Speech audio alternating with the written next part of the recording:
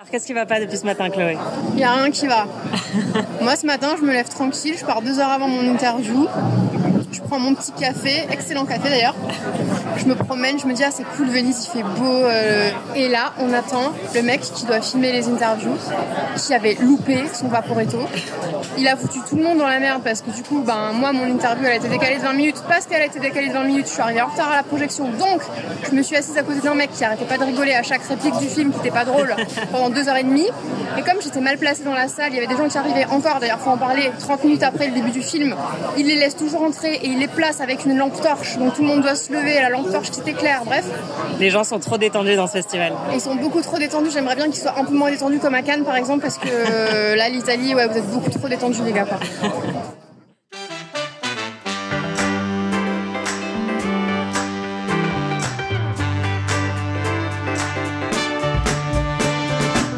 Anaïs se fait des films. Se fait quoi? Anaïs se fait des films. Qui se fait des films? Anaïs se fait des films. Salut tout le monde, bienvenue dans ce nouvel épisode d'Anaïs se fait des films, le podcast qui vous emmène dans les coulisses un peu mouillées de la Mostra de Venise. Vous vous souvenez dans l'épisode précédent quand je vous ai dit que tout se passait beaucoup trop bien à la Mostra? Ouais, je crois que les cieux m'ont entendu, littéralement. Parce que 20 minutes après avoir enregistré cet épisode et l'avoir envoyé à Slate, l'apocalypse s'est abattu sur le Lido. Une pluie soudaine et torrentielle, un déluge digne de Magnolia. Et Venise a beau être un festival idyllique, il y a un truc qu'il ne sait pas trop gérer, c'est la pluie. C'est un peu ironique pour une ville qui a autant d'eau, il devrait savoir comment ça marche quand même. En fait, en dehors des salles de projection, le festival n'a que très peu d'espace couvert. Tant qu'il fait soleil, du coup, tout se passe bien, mais à la moindre averse, ça dégénère. Et il se trouve que la tempête du siècle a décidé de frapper les festivaliers pile au moment où il était l'heure d'aller faire la queue pour l'un des films les plus attendus de cette édition, After the Hunt de Luca Guadagnino avec Julia Roberts et Andrew Garfield.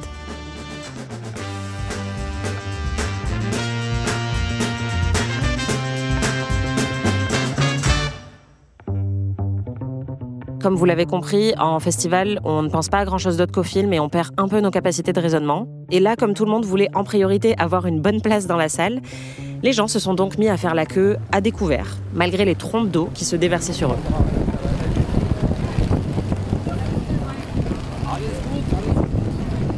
Sachant qu'avec le vent, il pleuvait à l'horizontale, donc les parapluies avaient été rendus complètement obsolètes. Perso, j'avais anticipé, j'étais en imperméable et en Doc Martens, mais mes camarades ont eu un peu moins de chance et en quelques minutes, leurs vêtements et leurs chaussures étaient complètement détrempés. Non mais attends, je sors du Guadagnino, pluie torrentielle, je sors mon parapluie, mais je suis quand même trempé. Et là, en fait, les éclairs, le vent, je me prends toutes les gouttes dans la gueule et en fait, j'ai eu hyper peur. J'ai eu envie d'appeler à l'aide. Au bout d'un moment, j'ai commencé à trouver ça ridicule et j'avais peur de me transformer en Gremlins. Donc j'ai décidé d'abandonner la queue pour aller me réfugier dans le hall de la Sala Grande, la salle où se déroulent les projections officielles. Sauf qu'un mec de la sécurité m'a refusé l'accès. Et pire que ça, il m'a quand même demandé pourquoi je voulais rentrer à l'intérieur alors qu'on aurait dit que je venais d'être repêchée du Titanic. Je sais pas si je vous l'ai dit, mais dans ce festival, les gens sont un peu trop détendus. En plus, pas de bol, ce soir-là, pile en pleine catastrophe météorologique, la projection avait une demi-heure de retard, ce qui est énorme et très inhabituel à Venise. Alors que les minutes passaient très lentement et que les portes de la salle d'Arsena ne s'ouvraient toujours pas, je vous laisse imaginer la scène de chaos total. Oh là là là là là là. Pour votre confort, la clim de la salle d'Arsena va être réglée à 15 degrés. Mais c'est une serviette qu'il faut. Moi j'ai piqué une serviette à l'hôtel. J'ai dit on va pas faire ça. Donnez-moi aussi les chaussures, s'il vous plaît. des bottes, j'aurais dû prendre des bottes en caoutchouc. Y a pas un marchand aigle à Venise? Des invitations. Des invitations. On n'a même pas demandé à l'attaché de presse des faveurs. Il n'y a pas d'attaché de presse. Voilà, ça c'est les films Amazon, ça. Voilà. Il y avait des groupes de gens collés au mur, d'autres qui essayaient de se protéger avec des sacs poubelles, et j'ai même vu un mec s'en aller pieds nus, ses chaussures à la main. Face au gros retard de la projection et à l'indifférence totale du staff du festival, la file s'est même mise à crier en protestation. Il y avait vraiment une ambiance de fin du monde, c'était un peu flippant.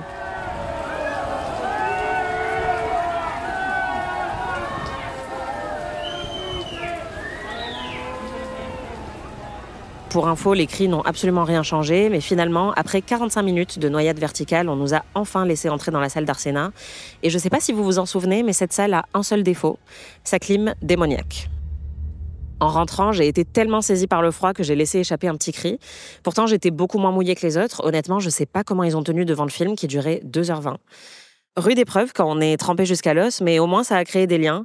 D'habitude, à Venise, tout le monde fonctionne un peu en clique, mais là, la situation était tellement catastrophique que je me suis fait plein de nouveaux amis. Soit qui étaient venus s'abriter sous des parapluies à côté de moi, soit qui essayaient tant bien que mal de faire sécher leurs affaires sur les sièges de la salle. Et pour vous dire, la situation était tellement critique que le lendemain, le festival a carrément envoyé un message d'excuse pour sa gestion de l'incident.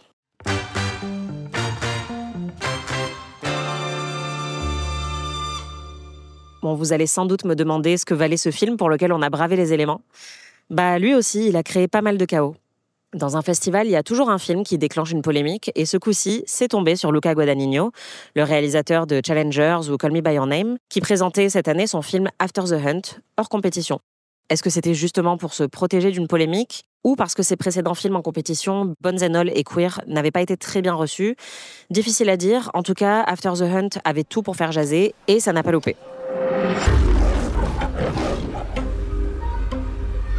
You tend to choose people because they worship you, not because of any actual merit on their part. Maggie is brilliant. Is she? Does she just think you're brilliant? Hank's continued obsession. We're friends. Always will be. Ça parle d'une affaire fictive d'agression sexuelle à Yale et de la manière dont elle affecte la vie d'un groupe de profs et d'étudiants. Julia Roberts joue une professeure de philosophie brillante qui espère bientôt obtenir sa titularisation. Ayo Edebiri joue son élève. Et c'est ce personnage-là qui va accuser un autre prof, joué par Andrew Garfield, d'agression sexuelle. Le film m'a forcément fait penser à Tar de Todd Field. Je ne sais pas si vous vous souvenez, c'était un excellent film dans lequel Cate Blanchett jouait une chef d'orchestre toxique. Puisqu'After the Hunt, lui aussi, met en scène des personnages de femmes entre guillemets problématiques, qui parlent d'abus de pouvoir dans le milieu de l'élite culturelle, et qu'il tente de souligner toutes les contradictions contemporaines autour du concept de cancel culture. Par exemple, à un moment, il y a un personnage qui s'amuse d'entendre Morrissey jouer dans un bar, en imaginant que les élèves très woke de Yale seraient plutôt offensés par sa musique. Il se trouve que j'ai eu la chance de rencontrer l'équipe du film. Je vous laisse écouter ce que Julia Roberts et Luca Guadagnino en ont dit. The world informs art and art informs the world. This is how things have a rotation. Le monde influence l'art et l'art influence le monde. C'est comme ça que ça marche. Avec notre film, l'un de nos objectifs était de montrer toutes les facettes, toutes les histoires que chacun raconte simultanément. De mon point de vue, c'était une ambition profonde que nous partagions tous. Et je crois que, plus que tout, ce dont je suis la plus fière, c'est qu'aucun spectateur ne sort de ce film sans ressentir le besoin d'en parler avec quelqu'un. Et pour moi, c'est une immense victoire. Amener les gens à discuter, à aborder des conversations difficiles sur les choses laides de ce monde, comme les agressions subies que nous portons tous et toutes avec nous tous les jours. Je trouve cela vraiment fascinant. Et j'adore que nous puissions déclencher cela avec ce film. Fascinating, and I love that we can ignite that with this. Two things that might be disparate, but they are not. On the one hand, like how you make a movie. J'ai réfléchi à deux choses qui, en apparence, pourraient sembler distinctes, mais qui en réalité ne le sont pas. D'un côté, comment faire un film qui soit divertissant, centré sur des personnages vraiment captivants avec une narration vivante, et de l'autre, ce qui se cache sous la relation entre ces personnages, ce qui est tout aussi fascinant. C'est important de montrer le monde dans lequel ces personnages évoluent. Un monde où tout ce qu'ils font est influencé par le fait qu'ils sont ou non dans une position de pouvoir, et pourquoi cela contrôle leur existence. Et cela m'a amené à réfléchir à comment nos ambitions peuvent parfois dépasser nos véritables besoins, et comment elles peuvent nous consumer, nous conduire parfois vers des comportements destructeurs, et comment on peut aussi se relever de ça. Pour moi, cette quête, ce désir assumé de prendre le dessus sur l'autre, est absolument fascinante. Ils doivent chacun à un moment donné trouver leur propre vérité derrière tout ça. Pourquoi j'en arrive à un point où je veux cela, et pourquoi je suis prêt à piétiner quelqu'un d'autre pour obtenir cela. Why I wanted that. Why I'm fighting over another person to get that position.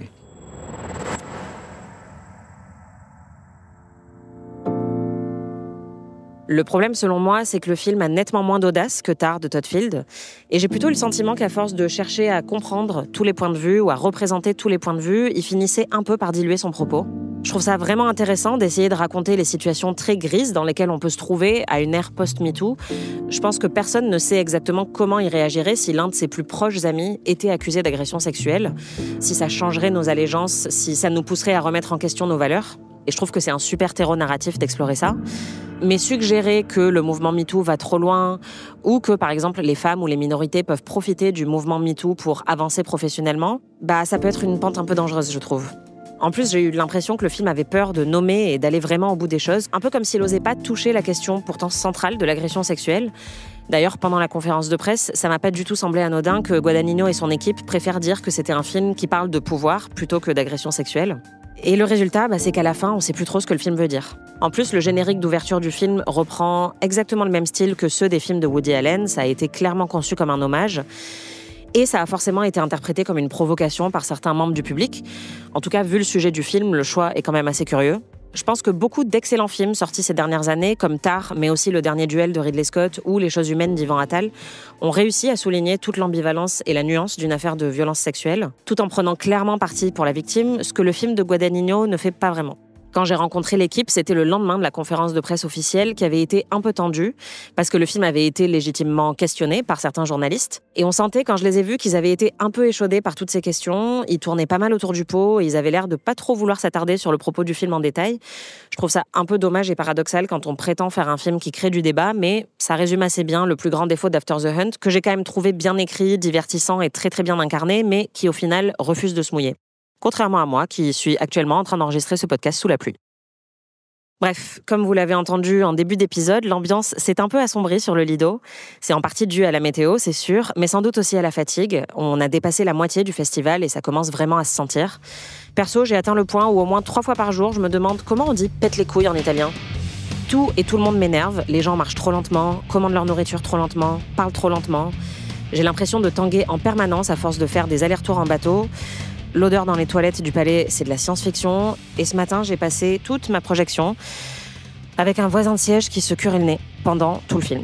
2h40, c'est long, il y avait quoi dans son nez en fait ? On aurait dit que c'était sa vocation. Le mec, il est pas journaliste ciné, en fait, il est explorateur de cavités nasales, je pense. Même les pigeons ici, ils sont trop détendus, limite, ils viennent s'asseoir sur nos genoux. Je vous jure, j'en peux plus. Mais passons. Le film en question, c'était Le Mage du Kremlin, et pour entendre ma critique et mon interview avec le réalisateur Olivier Assayas, il faudra attendre le prochain épisode.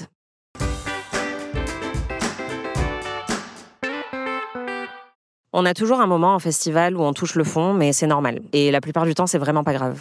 Mes galères à moi sont souvent d'ordre médical, comme ma toute première nuit au Festival de Cannes, il y a 11 ans, quand j'ai fait une énorme crise d'asthme et que j'ai dû appeler SOS médecin parce que j'avais pas de ventoline sur moi. Ça m'a bien servi de leçon. Et puis, je vous l'ai déjà un petit peu raconté, l'année dernière, j'ai été envoyée en bateau-ambulance à l'hôpital de Mestre, à côté de Venise, parce que je m'étais violemment luxé la mâchoire en mordant dans un sandwich au brie et au speck au début de la projection presse de The Brutalist.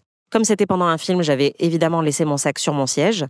Je me suis donc retrouvée à 40 minutes de voiture de Venise, sans veste, sans téléphone portable, sans portefeuille, sans pièce d'identité et sans mâchoire. C'était un peu relou. Il y a aussi eu une fois où j'ai dit du mal de la performance d'une actrice française assez connue alors qu'elle se trouvait juste derrière moi.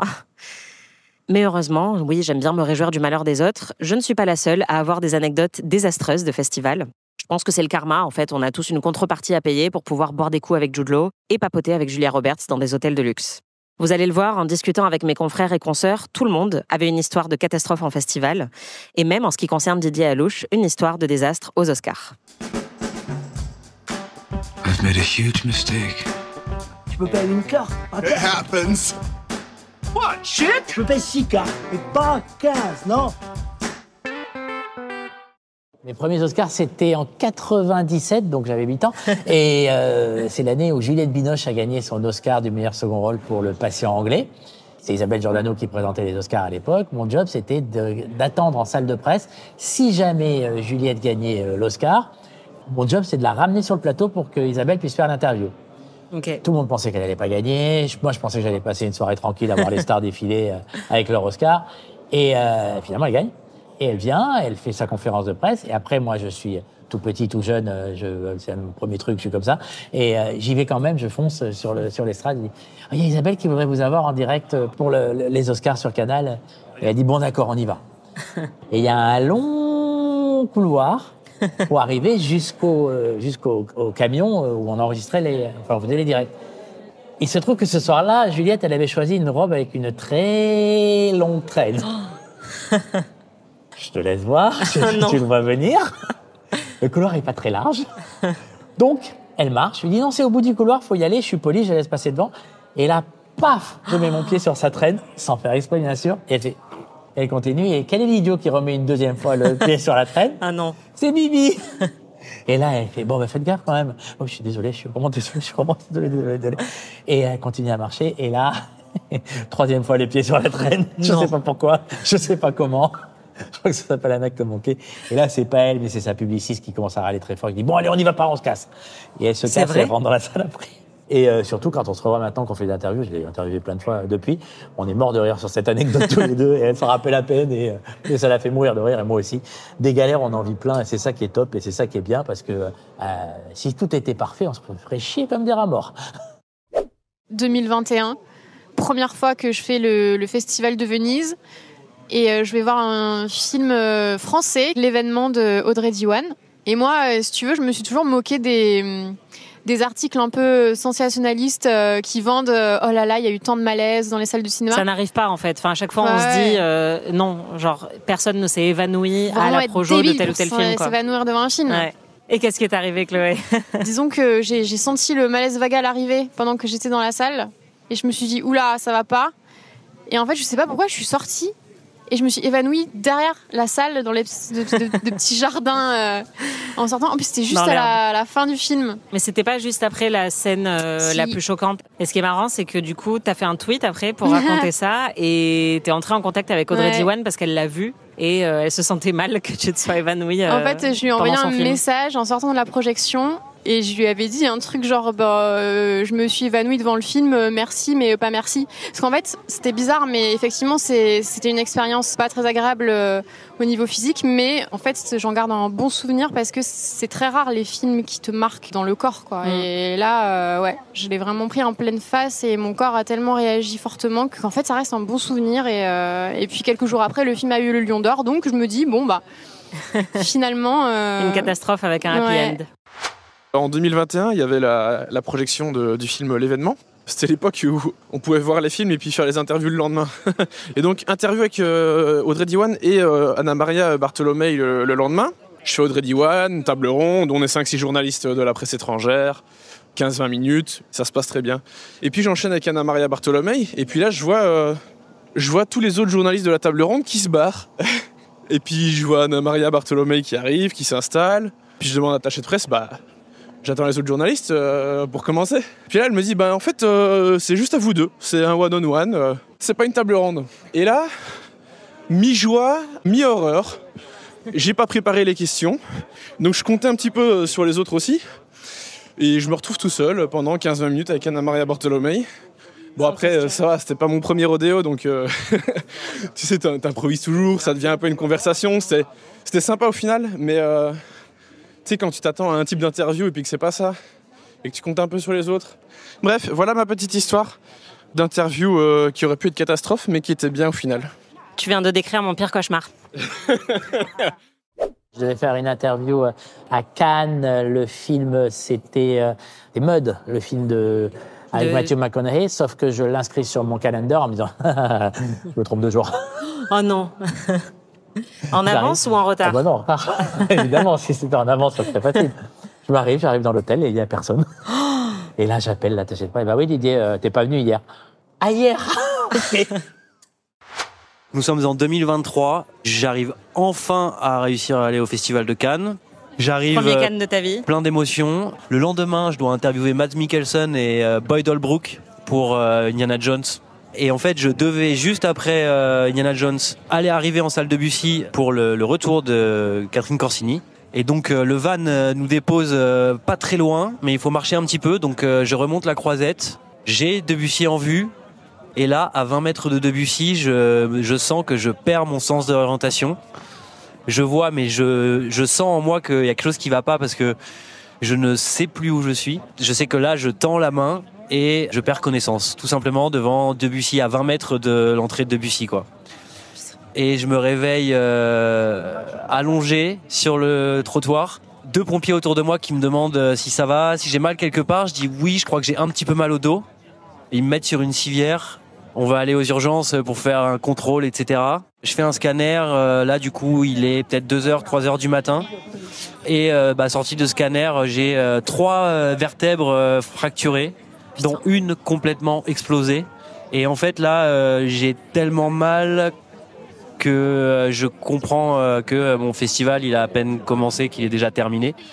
Parce qu'il va falloir être opéré. Je me suis dit, bon, c'est pas grave de rater ce festival, j'y retournerai plus tard. Et j'y suis retourné du coup depuis 2024-2025, donc tout est super.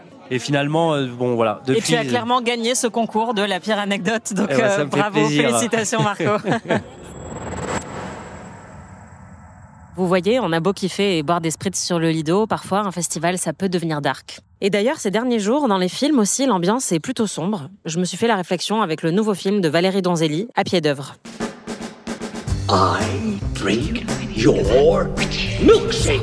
You got into Harvard Law? What, like it's hard? C'est pas possible. Il faut moins 8 000. I had a dream about this one. Ça fait comme des pizzas 4 chaussures. Si vous me regardez, qui je regarde moi? C'est l'adaptation du roman autobiographique de Franck Courtès et ça raconte l'histoire d'un homme, joué par Bastien Bouillon, qui a décidé de tout plaquer pour devenir écrivain et qui s'enfonce de plus en plus dans une extrême précarité. Et il va écrire un roman sur la situation qu'il est en train de vivre, sur cette contradiction entre le fait d'être un auteur et donc d'appartenir à la bourgeoisie culturelle, d'être invité à des salons et des séances de dédicaces, tout en vivant dans une situation de plus en plus complexe et en n'ayant même pas assez d'argent pour se chauffer. J'ai rencontré Bastien Bouillon et Valérie Donzelli pour parler du film et je vous laisse écouter la manière dont Bastien Bouillon a décrit son personnage. Il y avait un maître mot, en fait, c'était la sincérité.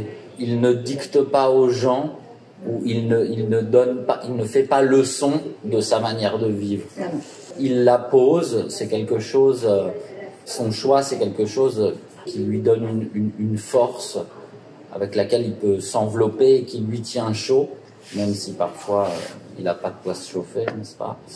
Et rien dans l'assiette, mais en tout cas, donc il fallait être capable d'aimer les gens. Quand je dis les gens, par exemple, c'est son père ou sa sœur, même s'ils ne sont pas d'accord. Il n'y a pas de jugement, une espèce de dénuement, y compris dans le jugement. Ce que j'ai trouvé vraiment intéressant, c'est que le film lui-même semble faire écho à la trajectoire du personnage masculin. Valérie Donzelli, c'est une réalisatrice à l'univers fantasque, décalé, féminin. Je dirais que le thème principal de sa filmographie, c'est l'amour sous toutes ses formes. Et même dans des films au sujet très sombre, comme La guerre est déclarée ou L'amour et les forêts, elle a toujours gardé un style coloré et elle a généralement toujours recours à des numéros musicaux ou des numéros chantés. Par le passé, ces films ont parfois reçu des critiques qui me paraissaient teintées de misogynie. C'était le cas avec Marguerite et Julien, qui avait été très mal accueilli par la presse en compétition à Cannes. Perso, j'aime beaucoup ce film, mais je me souviens encore des critiques très dures qu'elle avait reçues. Et là, avec À pied d'œuvre, elle opère un vrai tournant dans sa filmographie avec un récit 100% masculin, un film social avec un style naturaliste très éloigné de son univers habituel. Et ça marche puisque la réception du film ici me semble très bonne. Elle m'a aussi dit que c'était son premier film à obtenir une aide du CNC alors qu'elle en a quand même fait pas mal. Et je trouve ça assez intéressant de remarquer que, comme l'auteur de son film qui, lorsqu'il s'empare d'un récit social, va récolter un succès et une estime qui lui manquait un petit peu quand il écrivait plus sur des histoires personnelles et notamment sur ses histoires d'amour, bah là, j'ai l'impression que le film de Valérie Donzelli reproduit un petit peu le même mécanisme. Je précise que même si le film est différent de sa filmographie, moi je l'ai trouvé très bien. J'ai très hâte de voir quelle sera sa réception lorsqu'il sortira en France. Mais comme j'ai été très interpellée par ce changement de ligne, j'ai voulu lui poser la question. J'ai l'impression que c'est un film très différent du reste de votre filmographie, qui a moins de fantaisie, je dirais, que vos films précédents. Je crois que c'est le premier dans lequel il n'y a pas de numéro chanté. Et j'ai l'impression que ça reflète la trajectoire du personnage dans le film, qui délaisse les récits qu'il a l'habitude d'écrire pour changer un peu son fusil d'épaule. Et c'est là que ça lui offre un succès qu'il n'avait pas eu auparavant. Est-ce que c'est un parallèle qui a été conscientisé ou pas du tout? Okay. En fait, oui, c'est vrai, mais j'ai pas du tout conscientisé. Je pense que c'est ça, hein, le cinéma. C'est quand on écrit des histoires, il y a une part inconsciente, il y a une part inventée, et puis il y a une part concrète, quoi.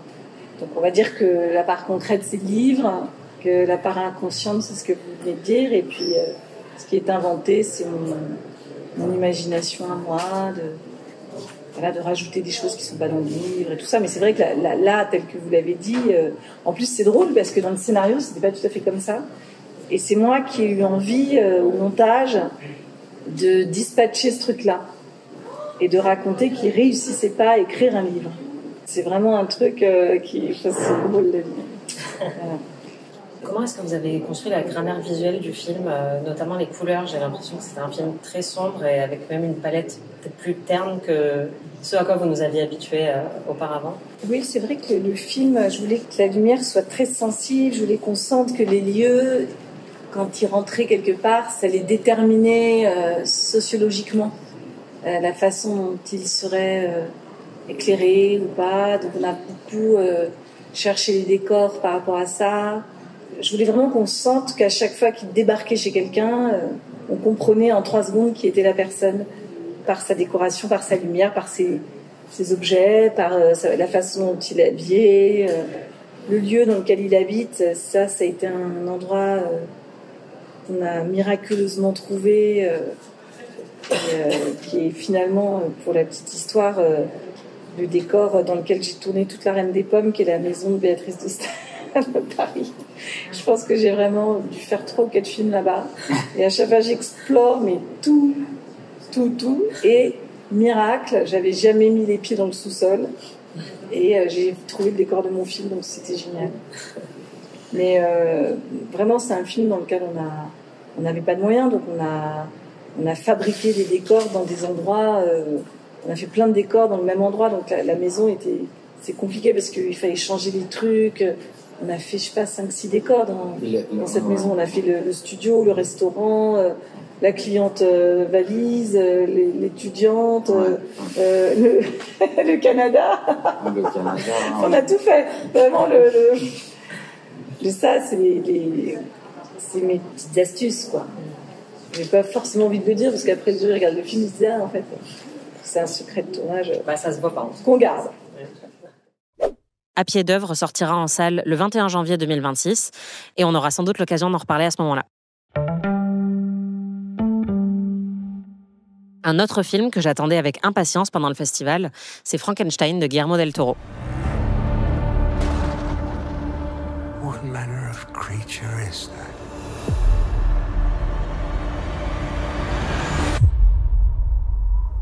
What manner of devil made him? I did.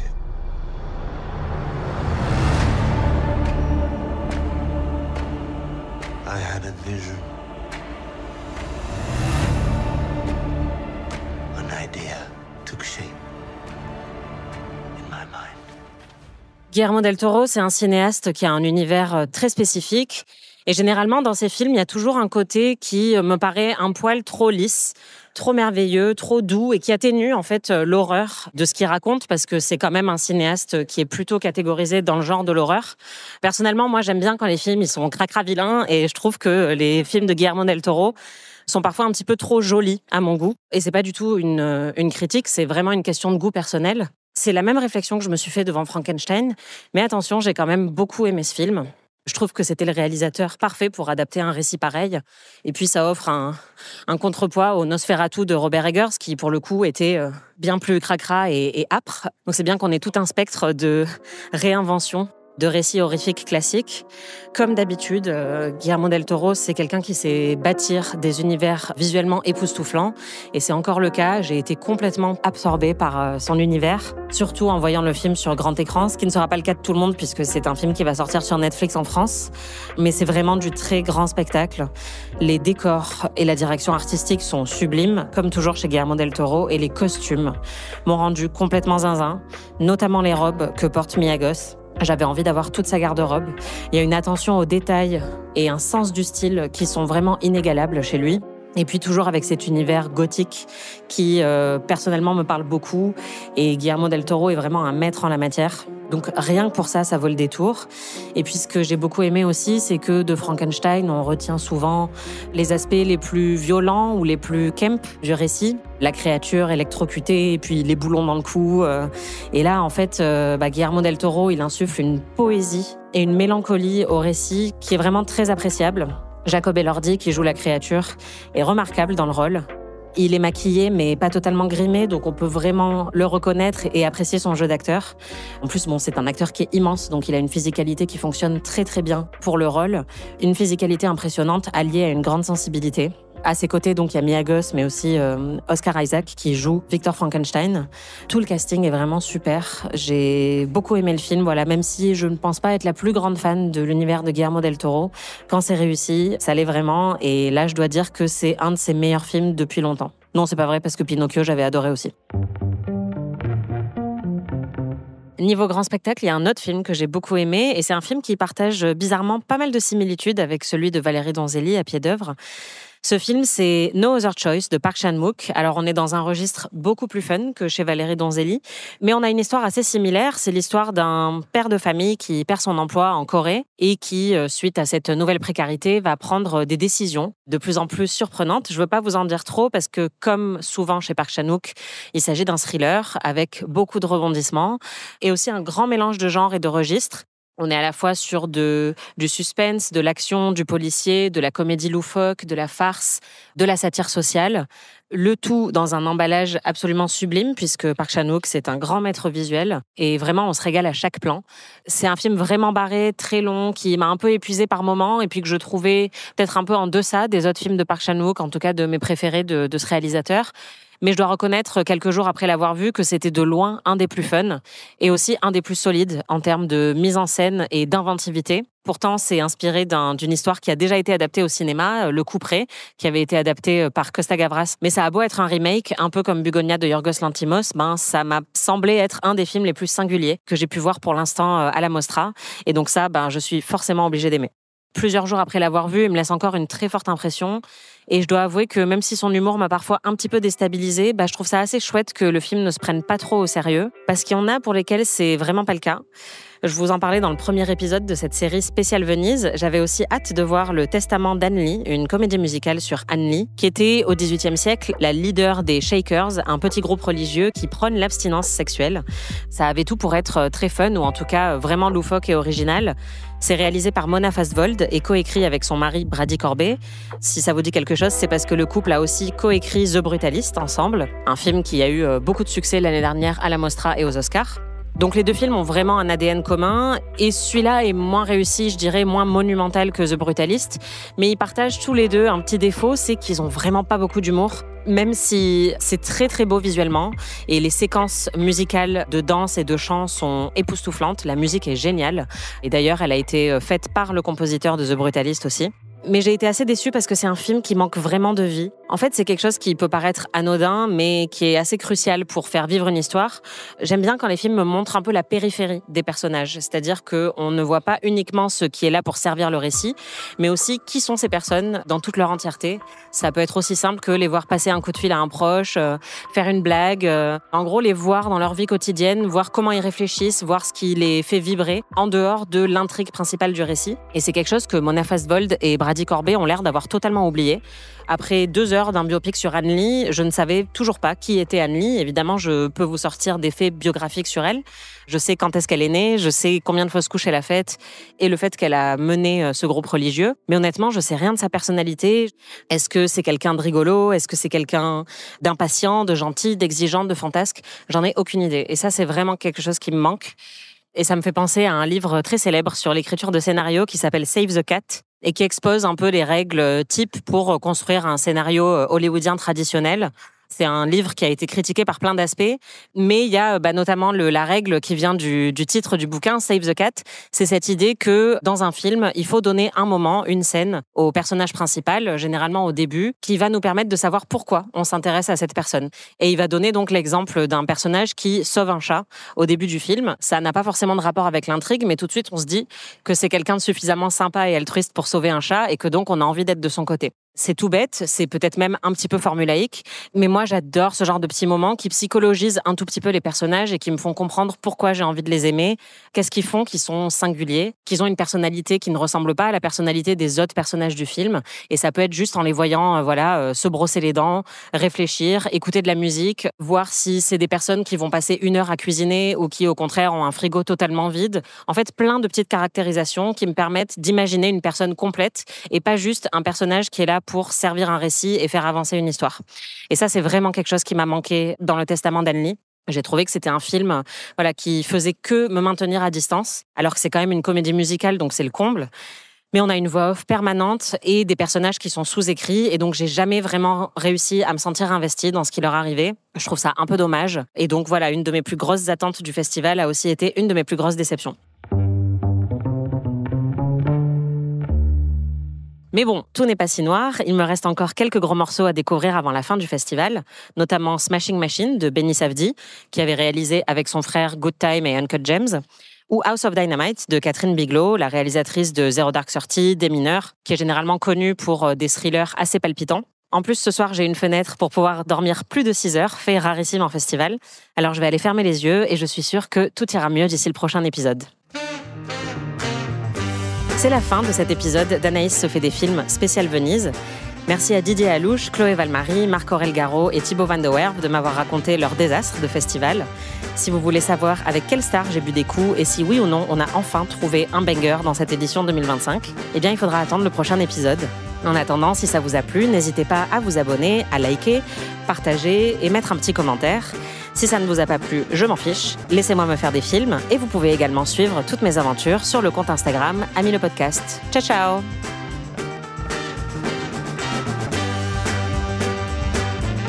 Anaïs se fait des films est un podcast d'Anaïs Bordage, c'est moi, produit par Slate Podcast. Production éditoriale, montage et réalisation Aurélie Rodriguez.